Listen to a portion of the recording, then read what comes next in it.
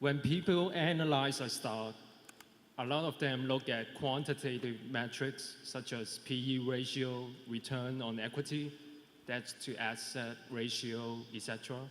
So, Mr. Buffett, when you analyze a stock for purchase, what's your top 5 quantitative metrics that you look at? And what's your preferred number for each metric? Thank you. Well,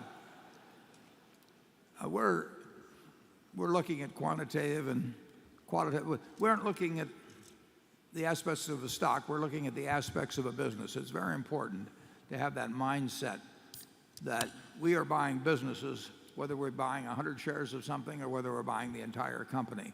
We always think of them as businesses. So when Charlie and I leaf through Value Line or look at annual reports that come across our desk or read the paper or whatever it may be, that for one thing we do have this cumulative knowledge of a good many industries and a good many companies, not all by a long shot. And different numbers are of different importance, or various numbers are of different importance depending on the kind of business.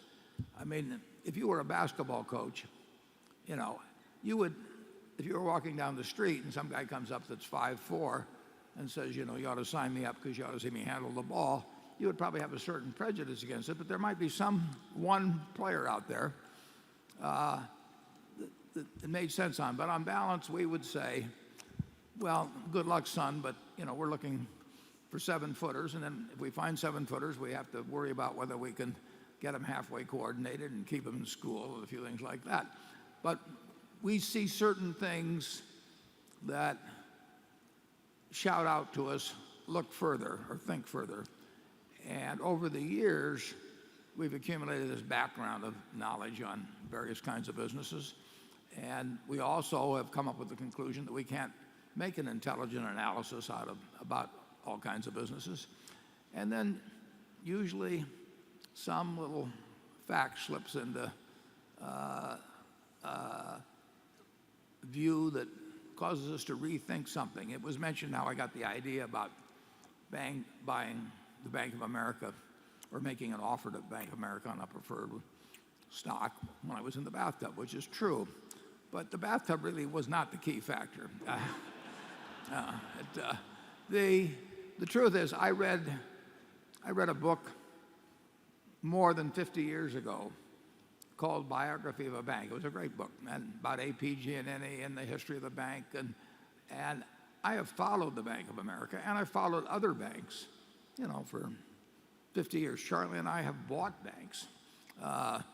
We used to trudge around Chicago trying to buy more banks in the late 60s. And so we have certain things we think about in terms of a bank that are different than we think about when we're buying his car. And so there is not one size fits all.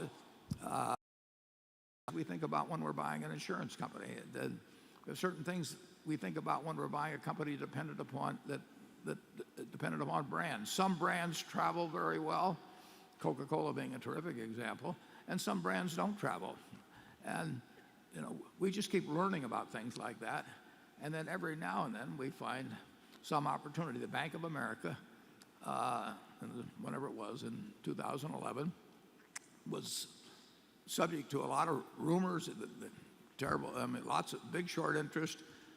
Morale was terrible and everything else. It just struck me that an investment by Berkshire might be helpful to the bank and might make sense for us. And I'd never met Brian Moynihan at that point. Maybe I'd met him at some function, some party or something, but I had no memory of it. And I didn't have his phone number, but I gave him a call. And things like that happen. And it's not because I calculate some precise PE ratio or price book value ratio or whatever it might be. It is because I have some idea of what the company might look like in 5 or 10 years, and I have a reasonable amount of confidence in that judgment, and there's a disparity in price and value, and it's big. Charlie, would you like to elaborate?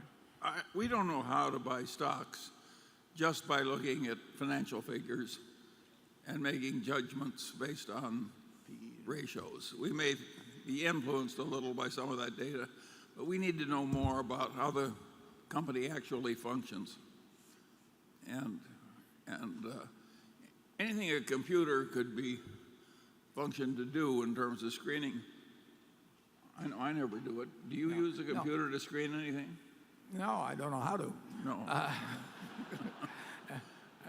Bill's still trying to explain it to me. It's a little hard to be precise on it because we don't really use screens. On the other hand, we're screening everything. But it's not like we sit there and say, we want to look at things that are low to price or book value or low PEs or something of the sort. We are looking at businesses exactly like we'd look at them if somebody came in and offered us the entire business. And then we try to think, what is this place going to look like in 5 or 10 years, and how sure are we of it? And a lot of companies, we just don't know the answer to it. We do not know which auto company is going to, be knocking the ball out of the park 10 years from now, or which one's going to be hanging on by its fingernails.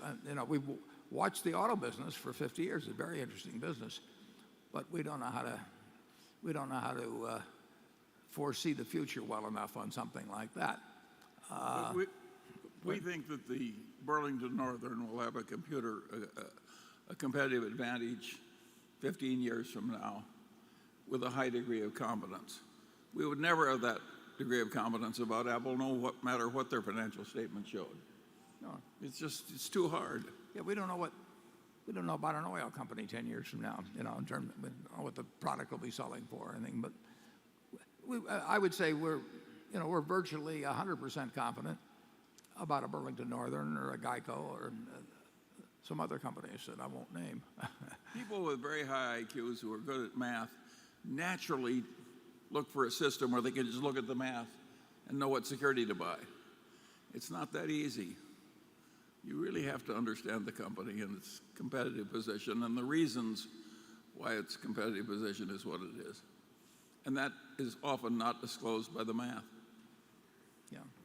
It's not what I learned from Ben Graham, although the fundamentals of looking at stocks as businesses and the attitude toward the market and all that is absolutely still part of the catechism. But I